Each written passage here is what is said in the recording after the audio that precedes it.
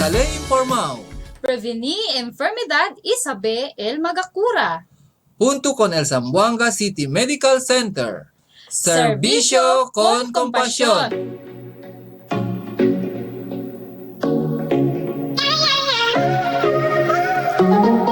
Ngayong araw ng Miyerkules, muli po natin makakasama ang Zamboanga City Medical Center para po sa ating segment Serbisyo con Compasyon.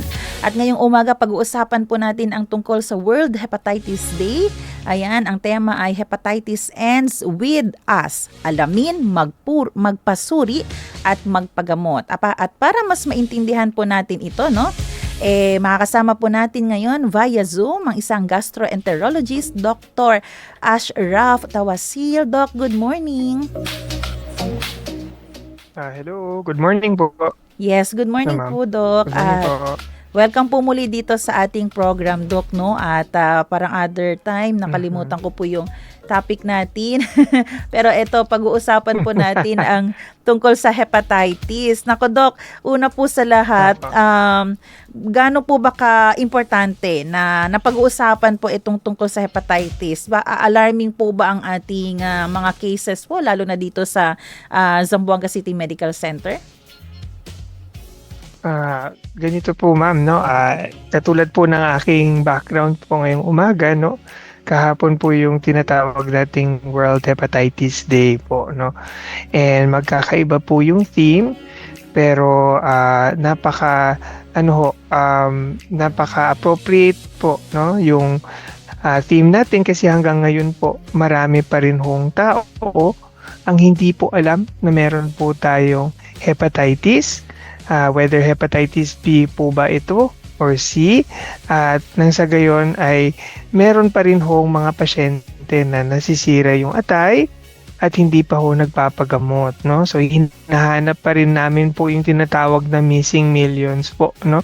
Na mga may hepatitis po. At tulad ng sabi nyo po, actually hindi naman po sa alarming pero matagal na ho nating alam na nasa milyones po yung tao pong may hepatitis, no, dito ho sa Pilipinas, no. Ang ating pong current population umabot na ho ng 110 million Filipinos at estimated po mga around 17 million Filipinos ang meron pong hepatitis, no. At karamihan sa mga ito hindi ho nila alam na meron po silang hepatitis. At kaya ho yung theme, no, sa World Hepatitis Day ay yung Let's Break It Down, kasi gusto ho nating tanggalin yung mga barriers, yung mga sagabal, no, sa atin pong paggamot sa hepatitis, kasi marami pa rin pong tinatawag na stigma or diskriminasyon dito sa mga pasyenteng may hepatitis na dapat naman ho ay wala, no. So pag-uusapan ho natin ito mamaya po. Yes po. Opo. Yung tanong ko po, Dok, bakit marami pong hindi pa rin nila alam na sila po ay may hepatitis? Kasi po, ma'am, itong hepatitis po, katulad ng hepatitis B at C, karamihan po dito ay wala pong sintomas, no? Ito nga po yung ating problema, kasi hindi po nila alam na meron na po silang hepatitis, no? Nalalaman na lang po kapag sila po ay nagpapatest, no? Yung mga pre-employment, yung mga nag-a-apply po ng abroad, nag-a-apply po sa military, sa police, kapag nagpa-positive po yung tinatawag na HBsAg or yung S antigen po ng hepatitis B, doon po nila nalalaman na may hepa na po sila, no? So, yun po yung pinakakailangan natin hong malaman, na itong mga tao na may hepa B po, karamihan wala pong sintomas. Pero katulad nung tinanong niyo ho kanina, ma'am, medyo alarming kasi po yung hepa B, kapag hindi po nabantayan, later stages po, pagtanda, nasisira po yung atay at pwede nga pong magkaroon ng tinatawag na liver cancer, no? Yun po yung pinakaayaw po nating komplikasyon nitong hepa B at hepa C, no? So yun po yung problem, ma'am. Wala po silang nararamdaman, no? Kaya ho mamaya pag-uusapan rin ho natin paano ho bang i-approach itong walang sintomas sa mga pasyente. Kasi ito po yung parang medyo delikado, Dok, no, yung wala tayong nararamdaman pero nasisira na po palang atay. So pag sinabi po, Dok, na hepatitis, atay po ang pinag-uusapan natin dito na may sakit. Yes po. No, kung atin pong itatranslate po yung ibig sabihin ng pangalan, ang hepatitis ay pamamaga po ng atay dahil po sa virus, no? So pag tinawag pong hepatitis, hepa ibig sabihin liver. Kapag may itis po sa amin pong mga doktor, ibig pong sabihin namamaga. Namamaga po yung atay dahil po sa virus ng hepatitis B at hepatitis C po. No, yun po yung ibig sabihin ng Hepa B at Hepa C po. Ano etong virus? So itong pamamaga Yes po, ma'am. Opo.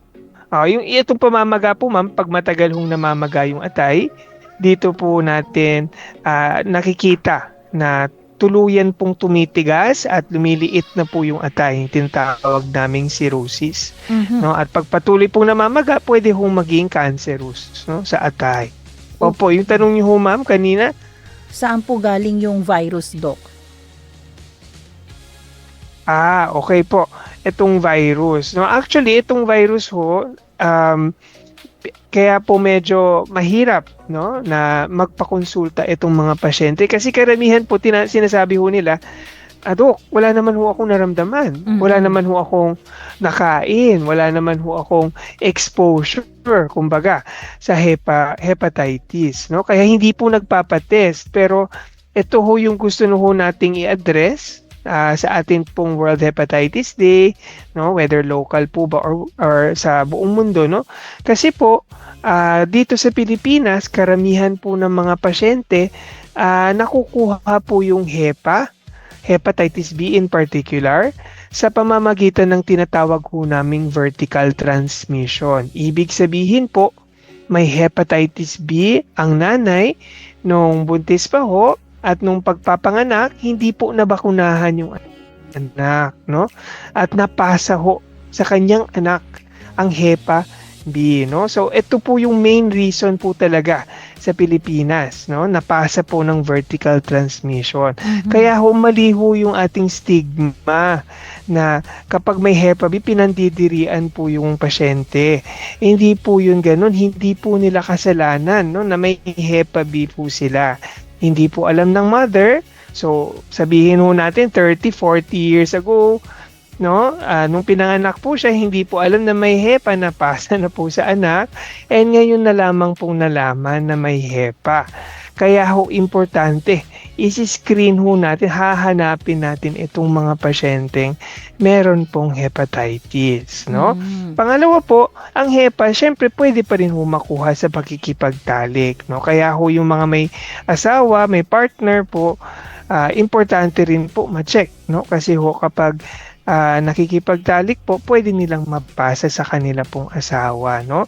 Pangatlo po, dati ho, pwede ho siyang makuha sa mga pagsalin ng dugo, no? Pero ngayon po, malinis na po yung proseso ng pagsalin ng dugo, natetest na ho ito. At yung pang-apat po, yung tinatawag na needle stick injury, no? Yung mga gumagamit ng karayom, yung mga ating mga healthcare workers katulad ho namin at saka yung mga nurses, medtech, pwede hong mapasa kapag natusok po ng karayom na exposed po sa pasyenteng may Hepa.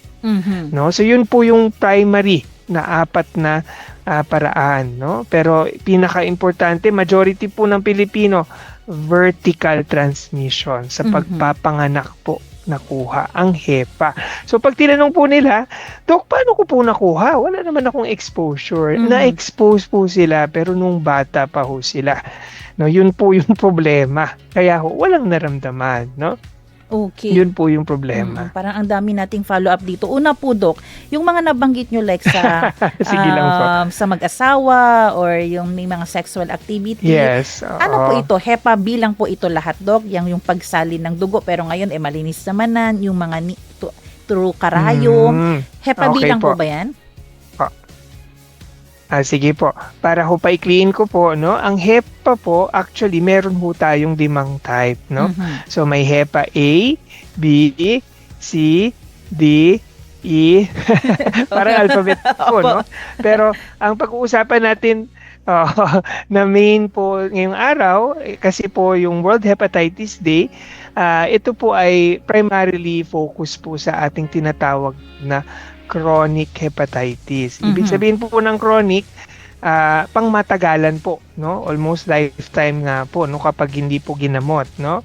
And ang exposure po ng kada type ng hepatitis magkakaiba po, no? So ang hepatitis A, hindi po natin problema kasi kusa silang gumagaling, no? Ito po ay napapasa sa mga maduming pagkain at maduming tubig na nainom, no? So bihira na po kami nakakakita ng Hepa A, no? So hindi po natin focus kasi walang gamot po 'yon, no?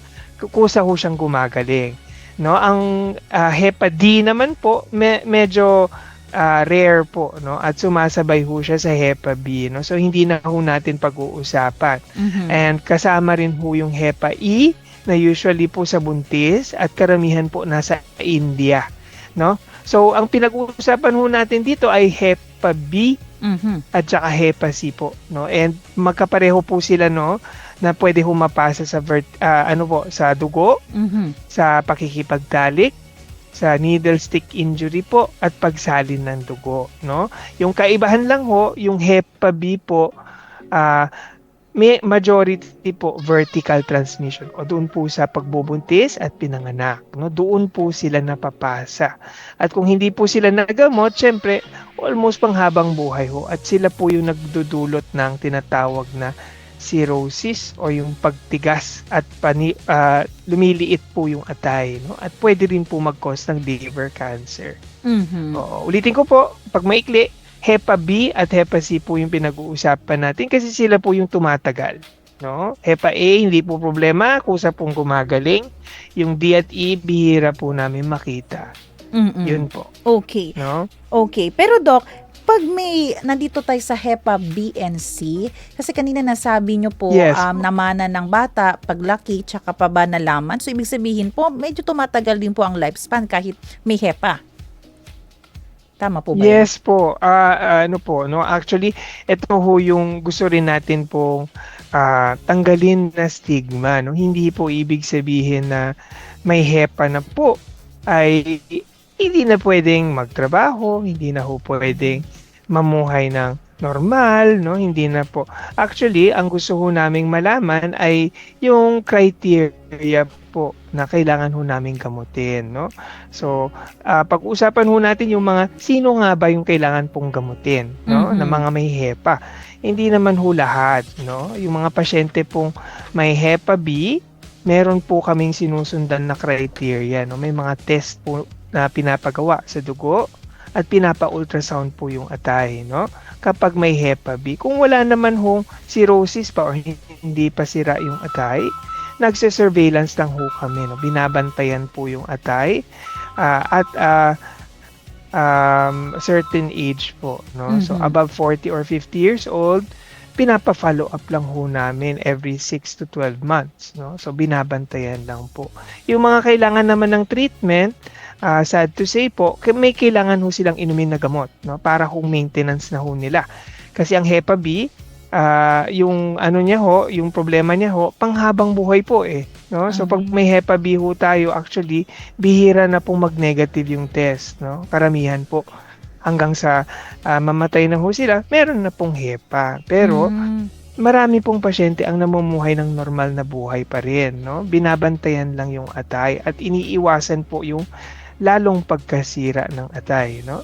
Yung Hepa C naman po, yung good news dito po, curable po ito, no? Meron pong gamot na pa-negative ng test kumbaga at pang-iwas pong masira ng tuluyan yung atay, no? Medyo may kamahalan lang po, pero pwede pong ma-cure ang hepatitis C, no? Ang Hepa B, hindi man ma-cure, mako-control po sa pamamagitan ng maintenance, no? May binibigay ho kaming tinatawag na nucleoside analogs or ito po yung parang antiviral kumbaga na binibigay po pangbawas ng pamamaga ng atay, no?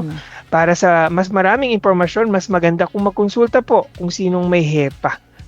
Mm-mm. Kasi mahaba pong pag-uusapan pag ganun po. Kaya nga po eh. Pero Doc, ang Mm-mm. B at ang C ay through vertical transmission. Pero bakit po si B ay hindi na pwedeng mawala sa kanya, pero si C pwedeng mag-negative? Ano po ang nag-cause po nito?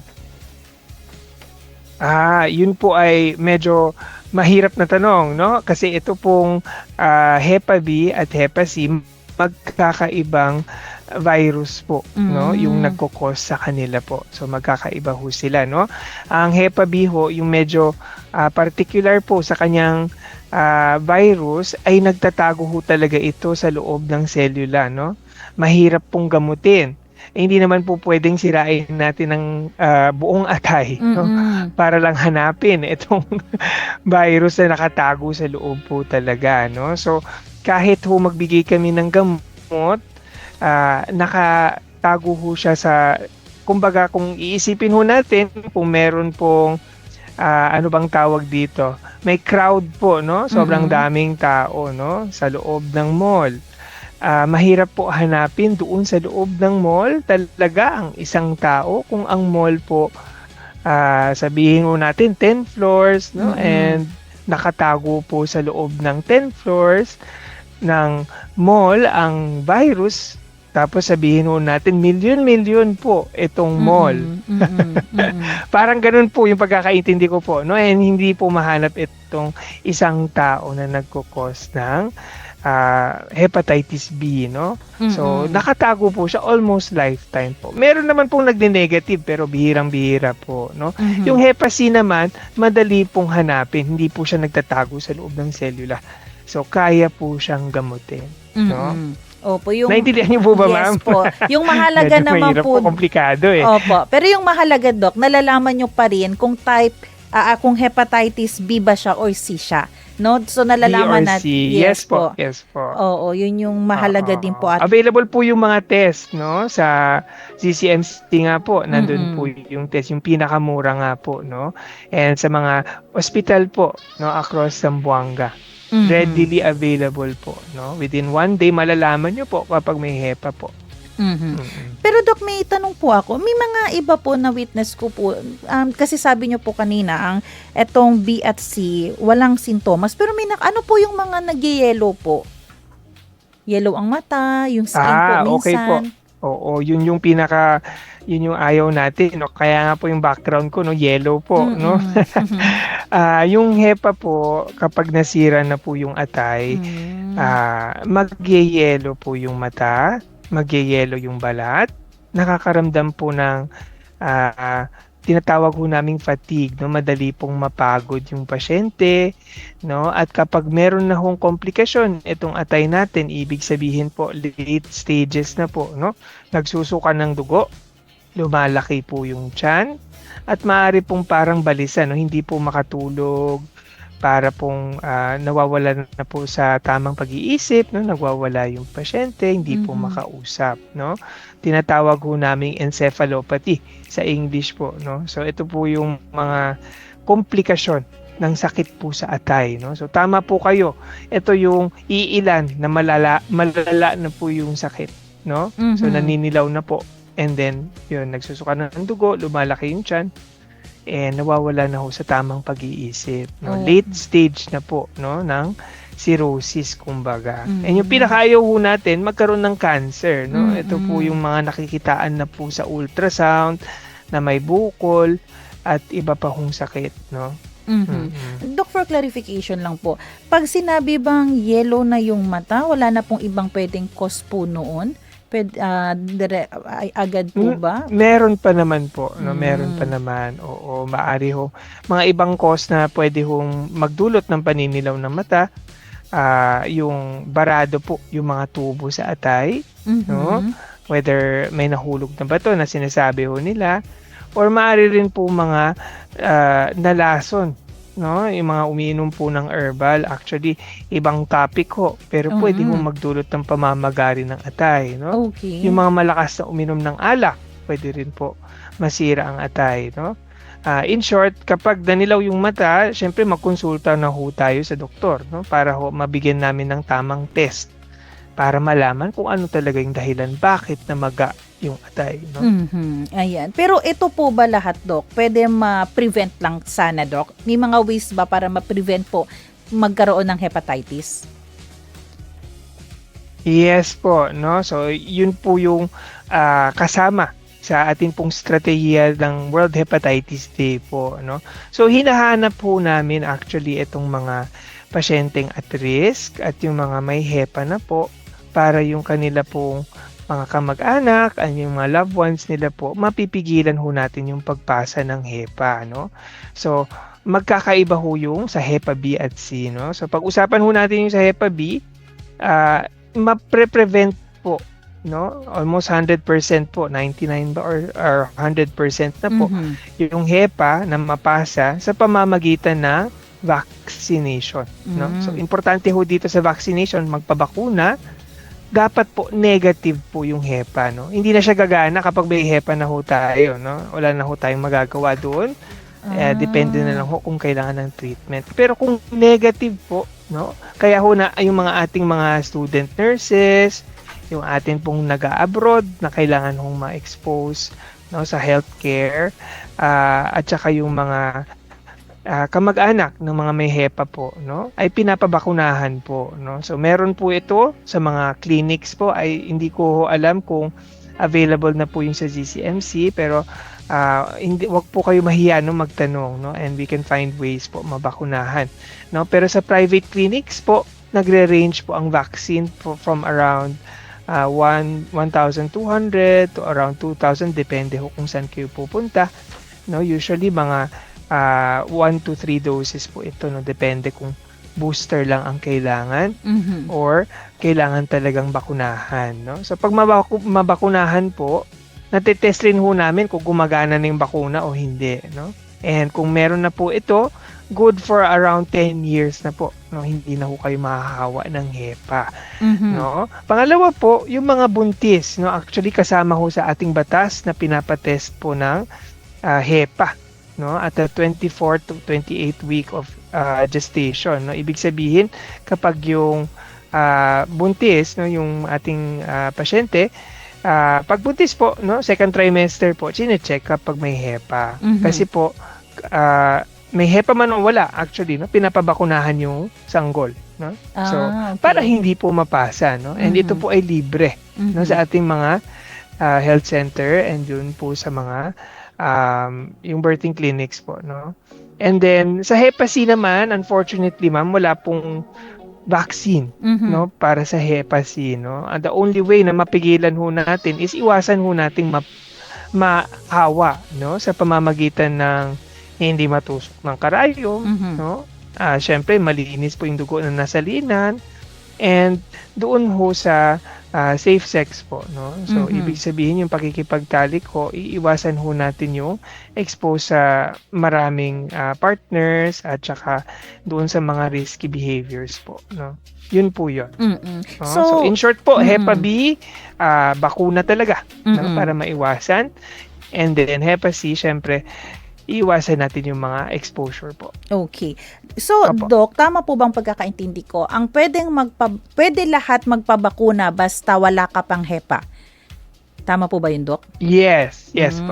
Opo. May mga allergies po, pero usually doktor na po bahala doon, no? Tatanungin naman nila. Pero generally, lahat po, no? So, susundan ko lang po yung tanong nyo doon sa recommendation kung kailan ka ba dapat magpapatest ng HEPA. No? Oo. So, ang recommendation, ma'am, basta nasa adult age po tayo, above 18, at least once po. No? Isang beses sa buhay mo po, magpa-check po kayo ng HEPA. No? Dapat kasali sa annual check-up natin yung kayo HEPA. po, eligible na po, no? Actually, Opo. no? And lahat po ng ating pre-employment, sine-check naman po yung HEPA, no? Para humalaman natin, no? So, isang beses lang ho, isang tusok lang ho yun, ma-check na ho natin, no? Doon po sa mga at risk, mas maraming beses ho, depende ho doon sa employment, no? So, from every 1 to 5 years, depende ho, no? Sa aming mga doktor, every time kami mag-a-apply ng ibang workplace, no, tinetest po yung HEPA, no? doon po sa mga nakabilanggo, no, yung mga tinatawag ko nating MSM, no, or men who have sex with men. Doon po sa mga sexual workers, no, actually mas frequent po, no, from quarterly to yearly po chine-check yung HEPA, no. So in short po, lahat ng tao at least once sa buhay nila above 18 years old magpa-check po para sa HEPA. So Okay? magpapa-check muna, Doc, tsaka doon malalaman kung pwede magpa-vaccine for 18 and above. Opo. At saka hindi naman po lahat, no, kailangan ng vaccine. Pero mas maganda sana, no, pero baka ho wala tayong budget, no. Pero ang importante ho doon, magkonsulta ho tayo, no, para ho ma-check yung test. And then, mahanapan ng paraan kung kailangan ng vaccine. No? Kasi kung kunwari ho, yung natanong niyo ho kanina, yung tungkol sa asawa, no? Ito ho yung medyo marami hong, ano ba tawag dito? Misconception tsaka stigma, no? The other day lang ho, nag-lecture ho kami sa ZCMC sa atin pong mga lay people. Ganun pa rin ang pag-iisip nila, no? Kapag may asawa po, tapos may HEPA, iniisip ka agad may ibang ano bang tawag diyan, may kabit, mga ganon, no. Yun po kaagad ang iniisip, hindi naman po yun ganon. Sabi ko nga po, vertical transmission, no. Pero ganon kaagad ang iniisip. Pero ang gusto ho nating tanggalin itong discrimination kasi ho hindi niya naman kasalanan na may HEPA siya. At kahit may HEPA siya, kunwari ho balak ho nilang magkaanak, no, etc., hindi po dapat pandirian kasi po pag nabakunahan ng asawa, hindi na ho siya mahahawa, 'di ba? Okay na po 'yun, no? Para hong normal na buhay na po. Magse-surveillance lang yung may HEPA. Yun lang po 'yun, no? Papabakunahan yung loved ones para hindi po mahawa. Baka akala po nila, Doc, same siya sa case ng HIV. Opo, actually no, similar case kasi ho pareho po yung transmission, pwede ho sa pakikipagtalik, no? Pero pwede ho siyang maiwasan. Ang HIV kasi wala pa hong vaccine, no? Yes. Soon siguro, no? In the next 10 years, magkakaroon. Hopefully po. Ayan po. Nabanggit nyo rin po yung mga misconception, Doc. Pwede po ba kayong magbanggit ng ilang mga maling akala? Siguro po, tanong ko rin po, yung mga kutsara, tinidor, pwede po ba dyan maipasa? So, yan po, no? Ganyan pong iniisip kapag may HEPA. Iniisip na po, ay kadiri, hindi pwedeng mag-share ng pagkain, mga hindi po, no? Actually, sa HEPA A, pwede hong makuha sa maduming pagkain, no? At saka maduming tubig, no? Pero ang HEPA B po at saka HEPA C, hindi po nakukuha sa pag-share ng kutsara at tinidor. So, wag ho nating ipagkait yung ating kasama kapag may HEPA na hindi mag-share, no? Pangalawa po, yung kissing and hugging, no, para lang hawakan, hindi po siya nakukuha sa ganon, no? Hindi po ganon nahahawa. Ano po sa dugo nga po yung sabi ko po, no. So kahit po halikan or yakapin ang pasyenteng or ang kasama nyo pong may HEPA, no, hindi po kayo mahahawa, no. Pangatlo po yung sa ubo, no, yung hangin na hinihinga ho natin. Hindi rin po napapasa ang HEPA B, no? Pag na-inhale po natin yung hininga ng kasama nating may HEPA, no? So wag po nating parang pandirian, no? Doon lang po sa dugo, sa pagkikipagtalik and pag-share po ng karayom. And yung main po ng HEPA B ay sa vertical transmission, nanay po sa anak. Tama po ba pagkakaintindi ko, Doc? Halimbawa, may na-meet siya, na-meet niya, dapat alam niya kung anong HEPA po itong taong ito. Kung halimbawa may HEPA, kung HEPA B o HEPA C. Yes po, no? Opo. Para kasi po, yung magkakaiba pa ho yung Opo, ma'am? Sorry. Yes po, go ahead po, Doc. Hello? Hello po. Kasi po itong HEPA, opo, yan, rinig naman po. So itong HEPA kasi, ma'am, meron pong tinatawag na acute at saka chronic, no? So acute ibig sabihin po temporary, no? Magkakaroon lang po ng HEPA less than 6 months. Kusa po siyang gagaling katulad ng HEPA A, no? Meron din actually acute hepatitis B. Mhm. no? Kusa po siyang gumagaling, no? Pero karamihan po tinatawag na chronic, no? Or yung pangmatagalan or panghabang buhay na po, no? Kapag hindi ginamot. So, malalaman lang ito sa pamamagitan ng blood test po kasi, no? Kaya ho, kahit ano pang gawin ng pasyente, mas maigi hong magkonsulta po sila. Kasi po, hindi natin malalaman without the blood tests po, no? So, Mhm. doon lang ho namin malalaman. Usually, isang kuhanan ng dugo, malalaman na po kung Hepa B ba, Hepa C, at kung iniisip po na acute or chronic, doon rin po sa lab tests, no? Meron po tayong mga test sa dugo, Mhm. kumbaga, no? Makukuha po kung anong klase at gaano katagal itong Hepa tatagal. Mhm. So, Doc, mali rin po ba yung conception na, ay nako, yung B maging C, maging D, maging E? Hindi din po ganun, Oo, Doc. hindi po. Hindi siya parang stage. No? Opo. Opo. Oo, pero pwede hong mangyari na meron po kayong dalawang HEPA, no? Ah. HEPA B, kasamang may HEPA C. At ito po yung medyo nakakabahala kasi mas mataas ang chance na pwedeng magkaroon ng cancer or ng cirrhosis po, Mhm. no?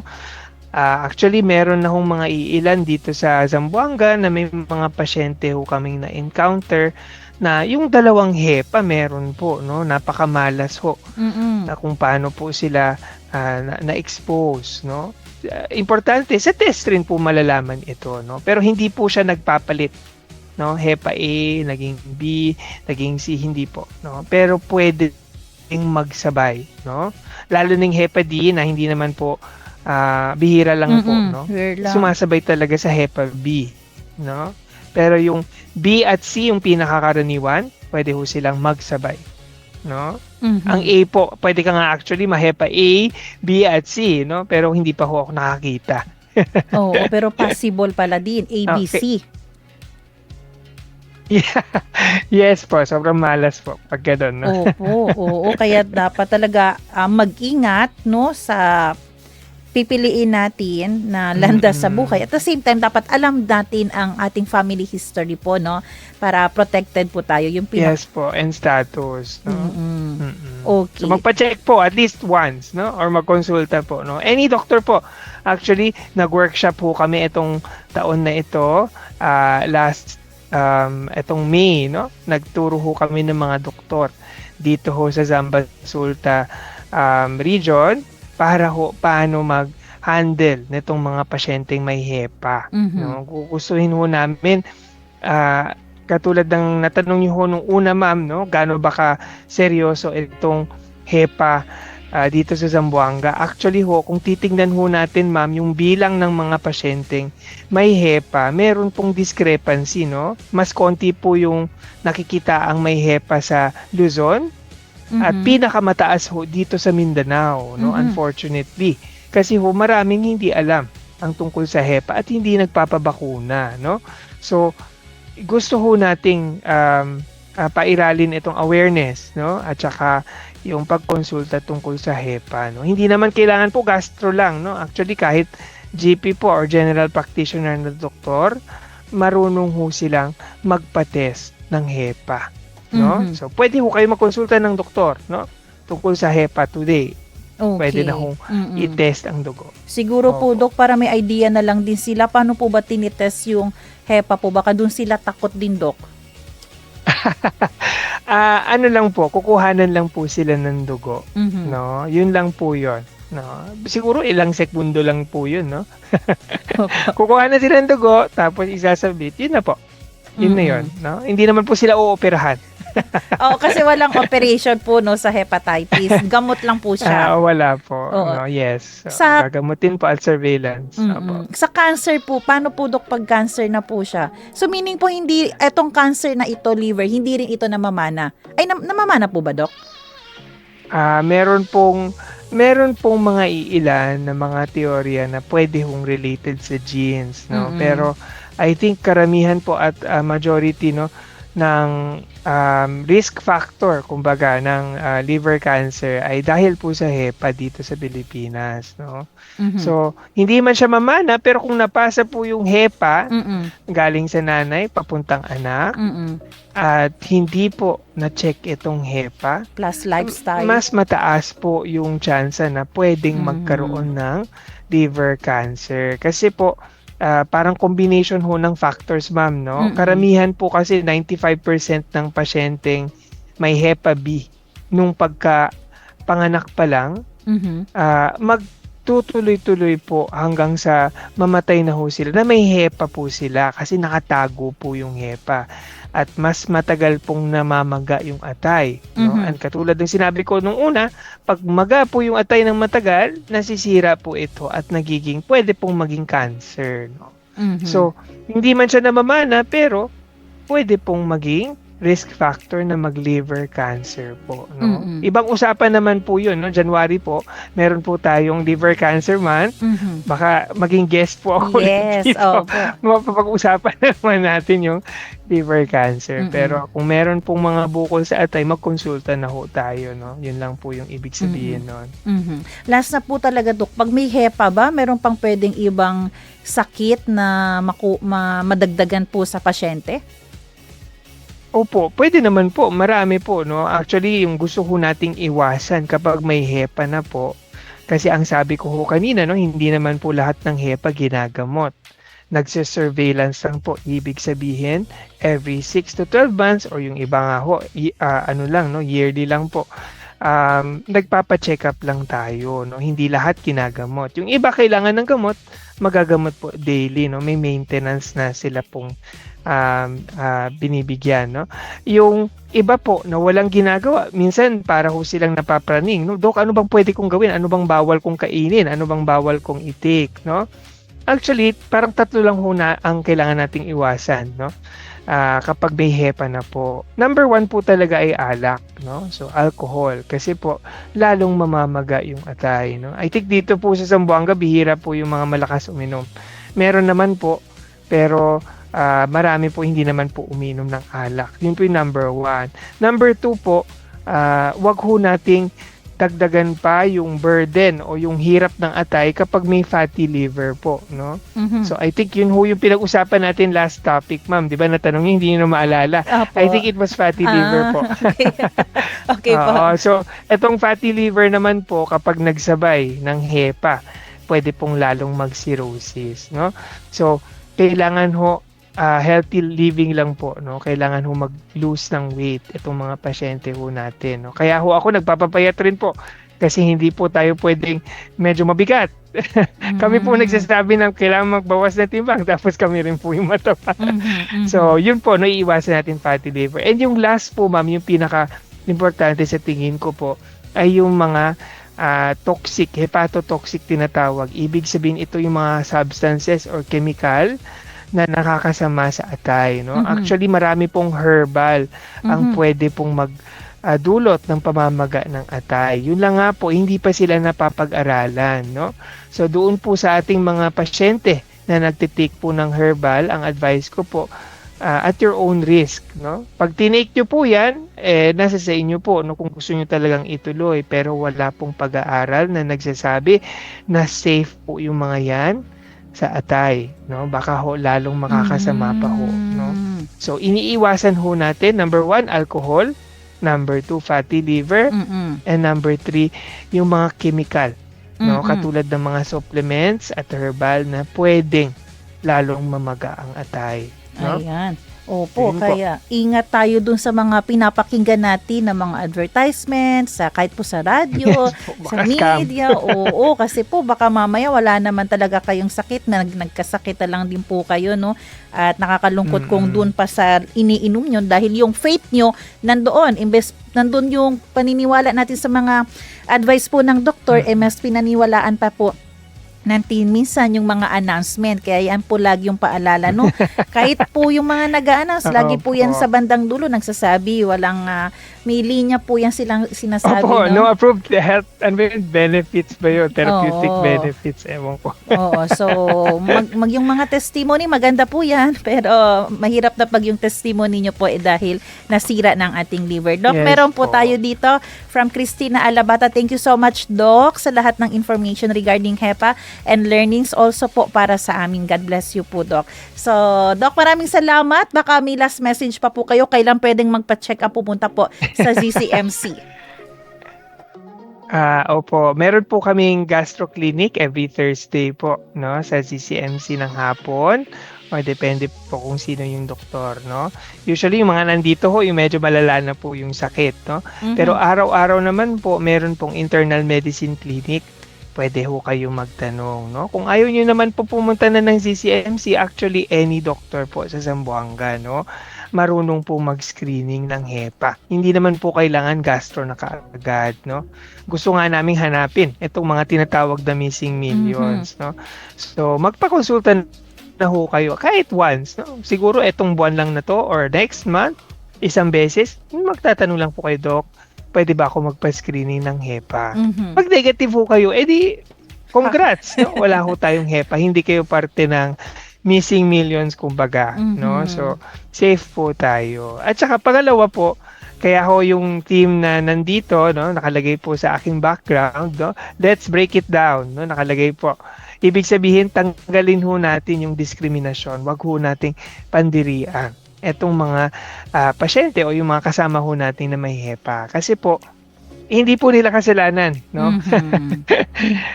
Na nagka-HEPA ho sila. No, it's not their fault. And hindi po napapasa sa pakikipag share ng mga utensils. Hindi po. Nasa dugo po yun. Okay? Ayun. Yun lang po. No? So, simple lang message namin. Yes, hindi po kasalanan ng taong may HEPA na nagka-HEPA siya dahil nga namana niya na yun. Pero mas kasalanan po ang pagiging ignorante. Tama Mas po. malaking Tama po. kasalanan. Mas magandang team yan, ma'am. No? Opo. Baka sa sunod na taon yan na dapat ang team dito.